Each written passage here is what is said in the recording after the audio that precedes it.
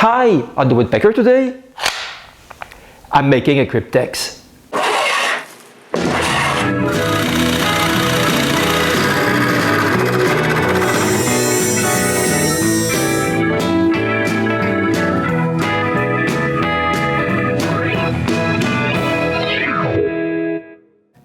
This is the 3D model of the Cryptex I did, just like in the Da Vinci Code book.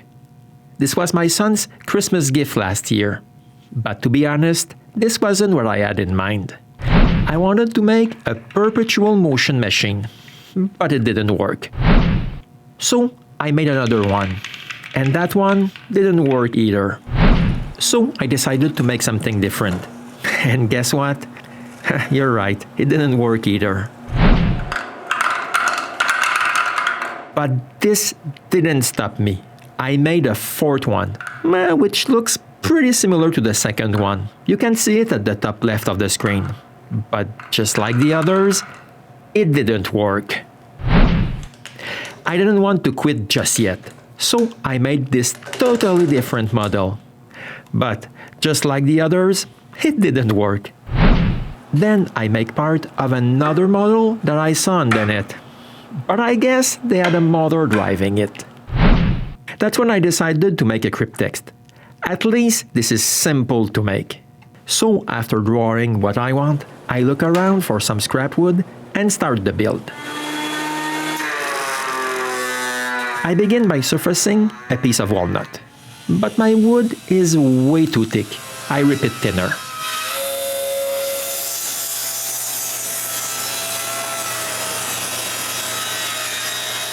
I finish the cut with the bandsaw. But this leaves a less than perfect surface. So I go back to the jointer and sand all the pieces to the right thickness.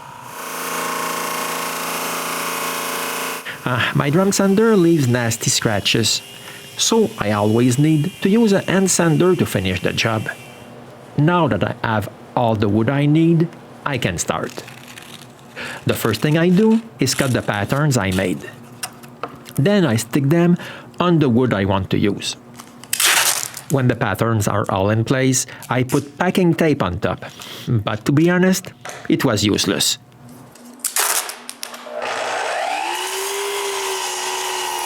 Then I just cut all the parts that I'll be using. After marking the center of all the rings, I drill a small hole right through.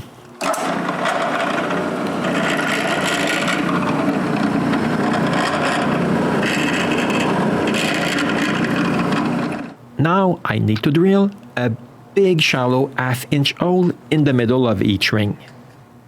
To figure the depth, I lay the bit on top of the wood and adjust the drill press stop with a half-inch setup block.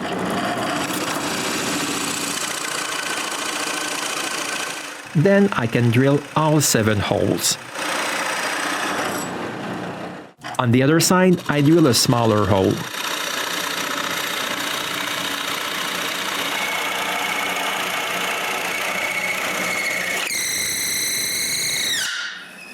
Then I roughly cut each ring.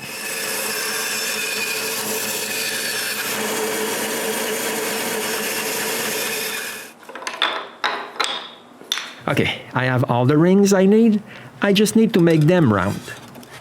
So after making sure the sander table is square, I sand all of them up to the line.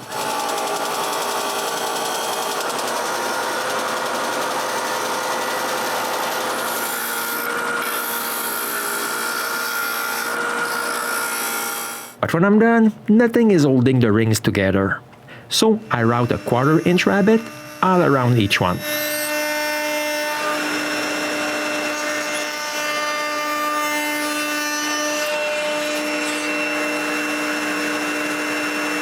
Now that they fit into each other perfectly, I go back to the sander just to be sure they're the same size. Now I can sand them smooth. I don't need the patterns anymore, so I remove them.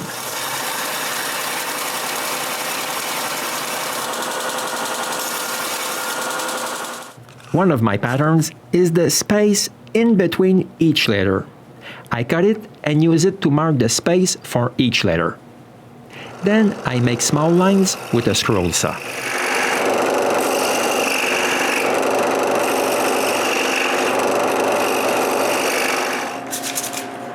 After the ring's final sanding, I can mark the lettering.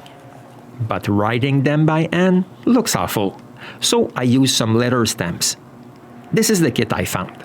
Applying the letters is quite simple, but it's true, this kit is mostly for young children.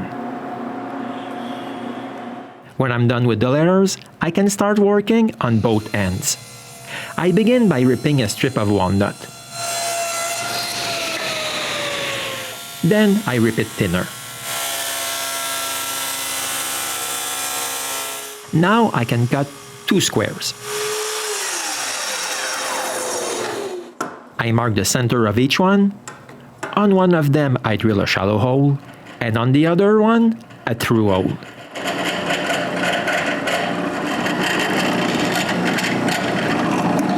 I use a through hole to help me drill a big hole from both sides of the square.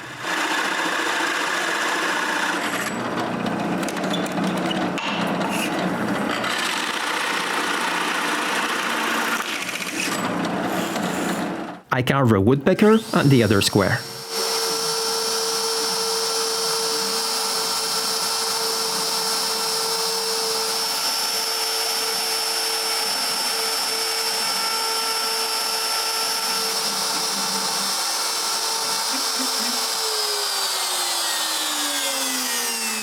A wooden tube will be inserted inside the rings. So I'll turn one from this piece of wood. The first thing I do is cut all 4 corners. Then I turn it round.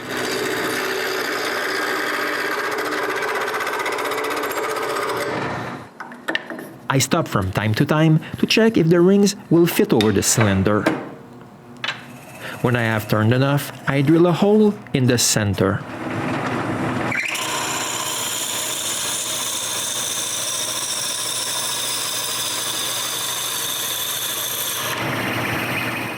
After measuring the depth of the hole, I cut it just a little bit longer.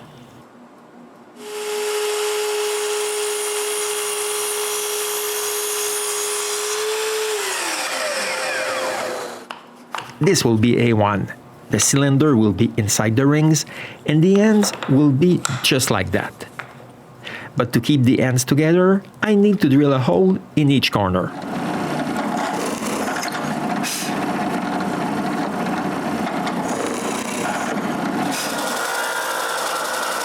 Then I round each one.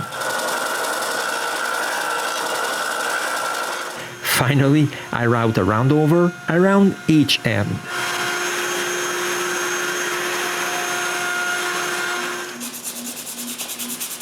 Last thing to do is a little end sanding. Now I need to cut a small disc, which will help me align the first ring.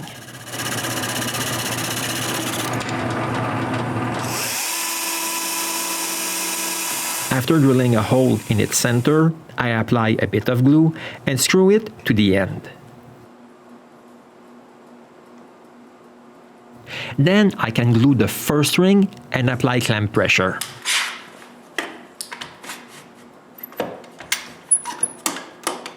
Another ring is glued onto the end, which has a big hole. And just like for the other ring, I apply clamp pressure. Now I need to take care of the cylinder cap. I begin by turning a piece of maple to the size I want the cap to be. When I'm happy with its shape, I sand it real nice.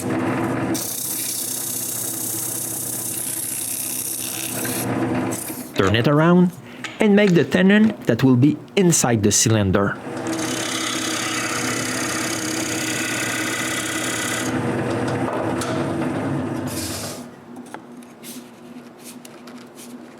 That is how everything will go together.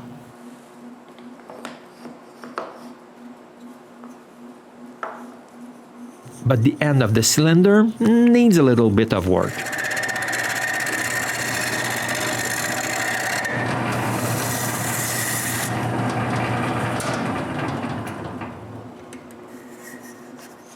Now I can mark where I need to put some nails to lock this.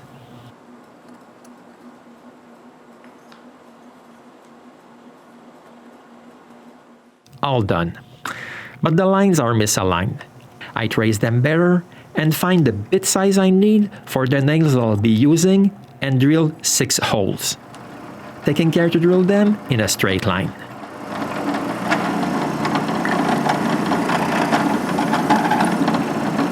Now I have to erase all the lines.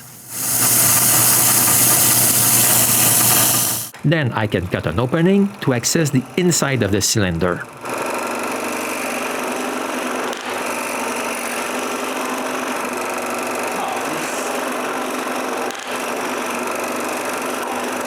But I have a hard time starting the cut. Eventually I managed to cut an opening, but not without damaging the exterior. I really don't like that. So I make a brand new cylinder.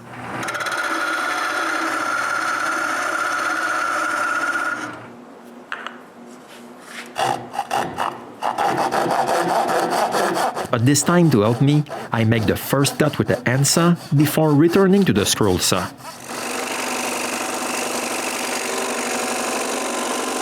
But if I had to do this again, I would just use a fret saw. That way, I would have more control over the cut. Now I can glue the nails in place. I pour instant glue inside the holes and drive the nails in place.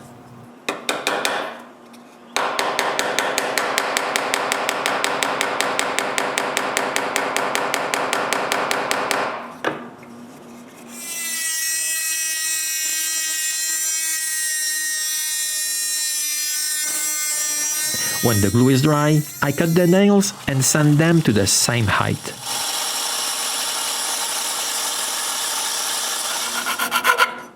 Then I round over their tip. Now I can glue the cylinder and its cap together.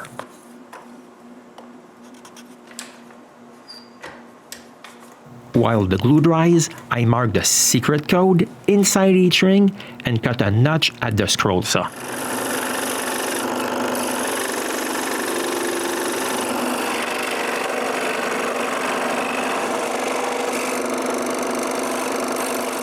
This is how the inside looks now. With all the notches aligning, I can insert the cylinder in place. But to finish this, I need 4 corner posts. I begin by measuring the length I need and cut the 4 dowels.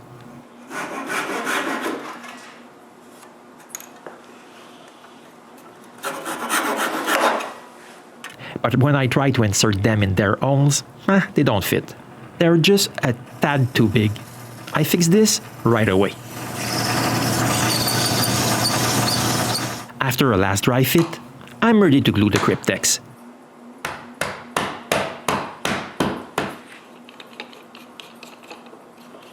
I begin by gluing the 4 posts on one walnut end. Then I can spray the first coat of lacquer.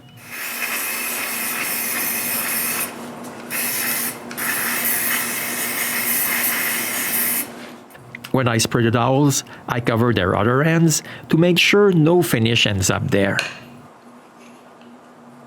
When the lacquer is really dry, I glue everything together.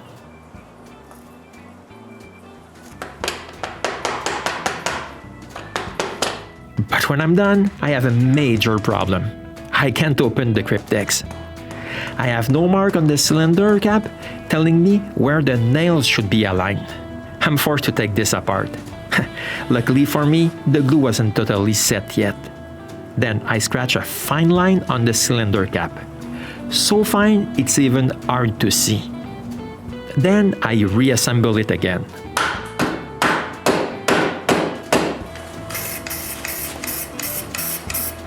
When the glue is dry, I spray another coat of finish. The next day, I apply wax on the cylinder's exterior to help it turn better. And with that, Frankie's Christmas present is finished. At this exact moment, I knew he would love it. Look at his face on Christmas Eve. This is very cool. It took him an hour to find the solution. And that's because René showed him the scratch.